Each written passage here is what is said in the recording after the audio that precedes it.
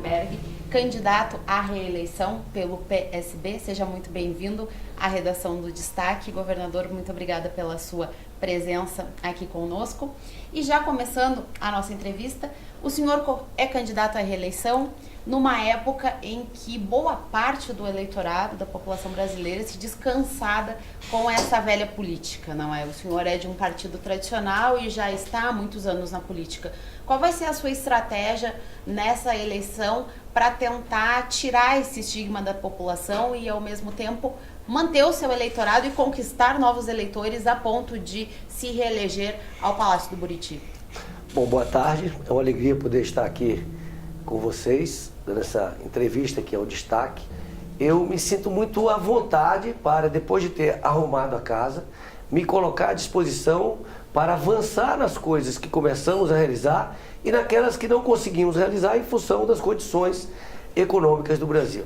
E com muita tranquilidade para me apresentar, porque entendo que o que a população quer neste momento, além de muita sinceridade, é honestidade no trato da coisa pública e responsabilidade fiscal, que foram exatamente dois problemas que levaram o Brasil e Brasília a essa crise sem precedentes: irresponsabilidade fiscal e muita corrupção.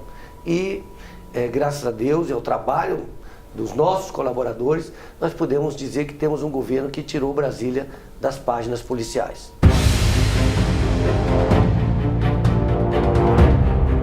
Principalmente nos últimos meses de 2017, nos primeiros meses de 2018, Brasília registrou um aumento significativo de casos de estupros e feminicídio. Como que o senhor vai trabalhar em um possível segundo mandato uma política pública de segurança para tentar diminuir esses índices na capital? O fato é que, tanto em relação aos crimes violentos, como em relação aos crimes contra o patrimônio, está havendo uma redução significativa em relação aos anos anteriores. Em relação aos homicídios, como já disse, nós tivemos em 2017 a menor taxa de homicídio dos últimos 29 anos. Em relação aos estupros, nós tivemos efetivamente um aumento no ano passado. Já esse ano existe uma redução em relação ao ano passado, mas grande parte disso, no nosso entendimento, é também em função de que as pessoas estão sendo mais encorajadas a denunciarem. E isso é muito importante, que as pessoas denunciem, para que a gente possa ter um conhecimento da real situação de gravidade, para que o Estado possa agir no sentido da prevenção, e também no sentido da punição. E é muito importante que essa é uma questão também cultural. É muito importante aí, todos nós temos que estar unidos, toda a sociedade tem que estar unida, as escolas têm que estar unidas, no sentido de a gente ter uma cultura de paz, uma cultura de respeito, e sobretudo para aquelas pessoas mais frágeis, como as mulheres, ou aquelas pessoas que, por sua opção sexual, muitas vezes são agredidas por isso, e isso é inadmissível numa sociedade moderna e democrática.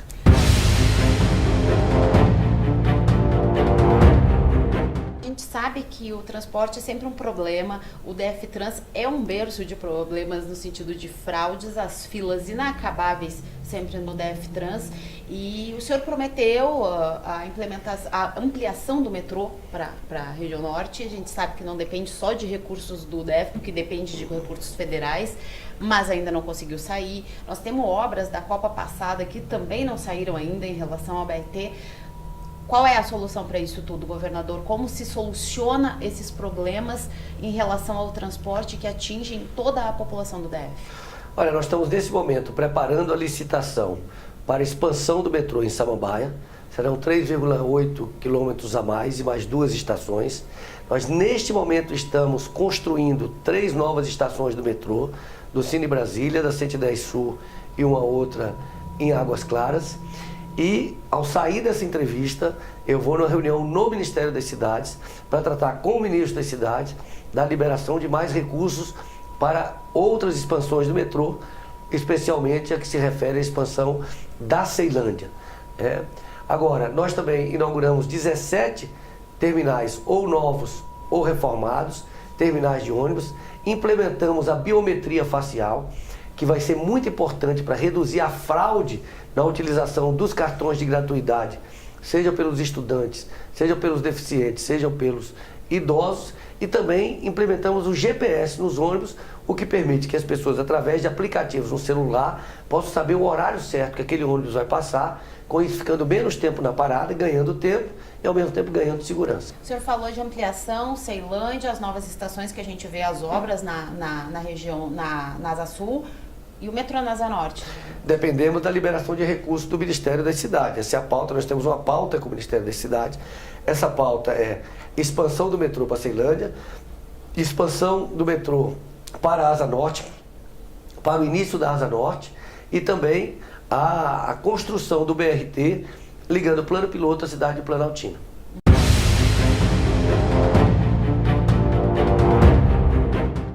Governador, a gente está falando agora um pouquinho de educação. O GDF tem uma fila enorme hoje de creches para crianças de 0 a 3 anos. E o senhor mesmo comenta que de 4 a 5 anos existem essas vagas e que muitas vezes não tem a procura.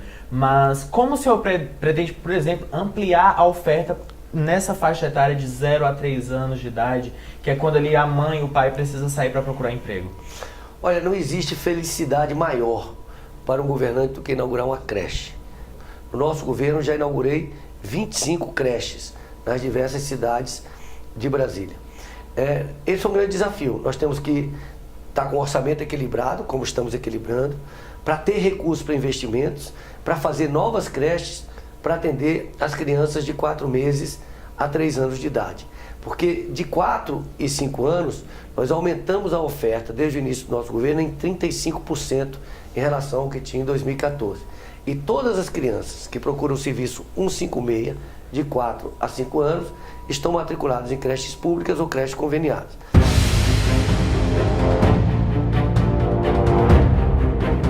Saúde, governador. Falta de leitos, questão de medicamentos, a fila sempre ali daquela falta de medicamentos, uma hora tem um pouquinho mais, outra hora faltam outros. A gente sabe das filas das pessoas buscando o medicamento, que não há essa centralização, tipo, não tem como você chegar numa farmácia e buscar numa outra, tipo, ainda tem essa dificuldade. E também tem a PEC do teto dos gastos, que vai limitar ainda mais a destinação de recursos públicos, não só para o DF, quanto para todos os entes federativos. Qual vai ser a sua estratégia para na campanha, as suas propostas, e o que o senhor pretende, caso eleito nesses próximos 4 anos, para esses pontos de saúde aí, para solucionar esses problemas? Olha, a população que está nos assistindo agora, e se tem alguém que nesses últimos 3 meses precisou do hospital de base, ela já sabe qual é a diferença do modelo de gestão moderno, como do Instituto Hospital de Base, do modelo de gestão arcaico, como o que a gente teve até hoje. Quando o Instituto Hospital de Base foi criado, tinham 107 leitos fechados no hospital de base.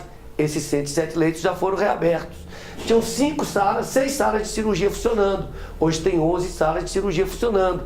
Já inaugurou uma farmácia nova. Já inaugurou um laboratório de alimentação parenteral. Foi o único hospital que não suspendeu cirurgia eletiva durante a greve dos caminhoneiros. Por quê? Por causa do modelo de gestão. É esse modelo de gestão que nós queremos levar para outros hospitais do Distrito Federal, sem nenhum prejuízo para os servidores públicos atuais. Além disso, quando a gente assumiu o governo, nós tínhamos 29% de cobertura da atenção da saúde da família. Hoje nós estamos quase com 70%. O esforço que nós fizemos de arrumação da casa permitiu que contratássemos só na saúde mais de 8 mil profissionais.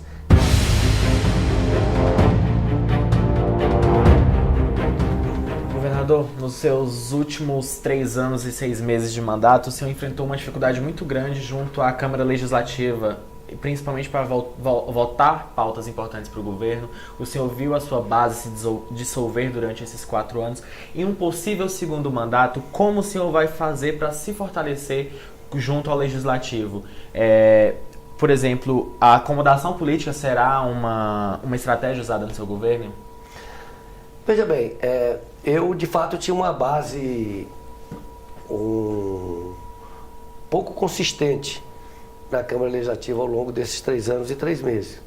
No entanto, nós aprovamos projetos extremamente importantes através do diálogo, processo de convencimento, às vezes com a pressão da população, e que foram muito importantes para o governo. A reestruturação do IPREV, que virou modelo para o Brasil.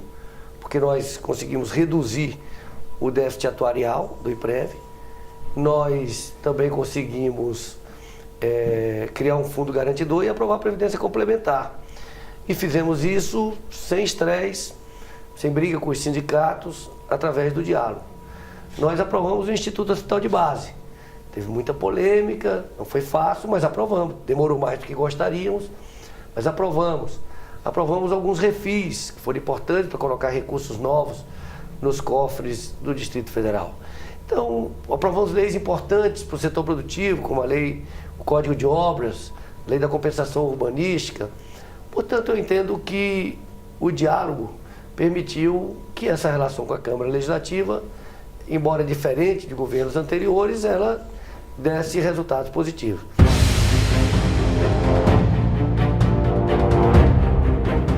Centro Administrativo, governador, o famoso elefante branco de Brasília. O senhor recebeu esse presente no começo da sua administração, na verdade 31 de dezembro de 2014, e ele está lá fechado, e a gente sabe que tem um imbróglio judicial, que não tem como vocês tomarem parte daquela situação antes de que isso tudo se resolva.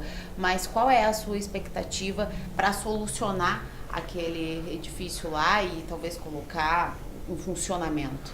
Primeiro, é importante que a população saiba que nós não pagamos nenhum real para as empresas do centro administrativo. Portanto, é que ele não teve custo até aqui para o governo do Distrito Federal na nossa gestão. É importante registrar também que nós não podíamos ocupar o centro administrativo por uma decisão judicial. Agora, nós estamos num diálogo permanente com o consórcio e com a Caixa Econômica Federal, que é a financiadora do empreendimento, para, dentro da legalidade, buscar uma alternativa para o centro administrativo. O que nós entendemos é que não é vantajoso para o governo de Brasília se mudar para o centro administrativo, que isso ia implicar uma despesa de 170 milhões de reais por ano. E com 170 milhões de reais por ano, a gente faz coisas muito mais importantes para a população, como, por exemplo, construir creches para as crianças de 0 a 3 anos de idade.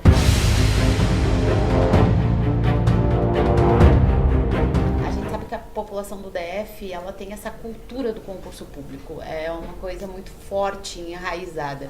E muito das críticas que o senhor sofreu por servidores públicos e tudo mais, por quem espera o concurso, foi essa redução, não é, de concursos ao longo desses 4 anos. O senhor pretende voltar de novo àquela cultura forte do concurso público em Brasília, ou acha que Brasília precisa de uma outra estratégia para geração de emprego e renda? Não, Brasília sempre vai precisar de concurso público, você tem que renovar a administração pública. Os concursos têm que ser feitos na medida da necessidade do serviço público.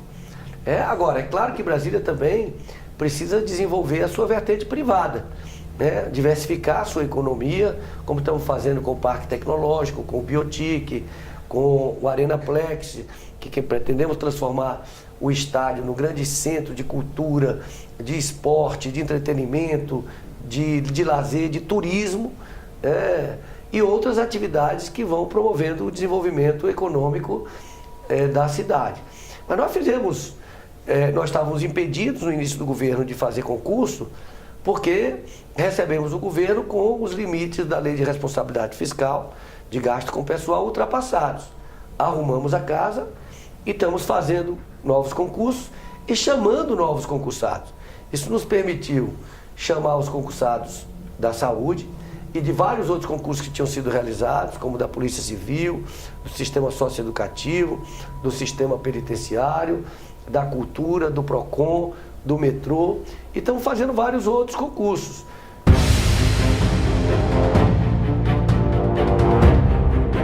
Agora, governador, o senhor defendeu muito durante o seu primeiro mandato, por exemplo, o fim dos super salários em estatais como o SEB, CAESB e o próprio BRB.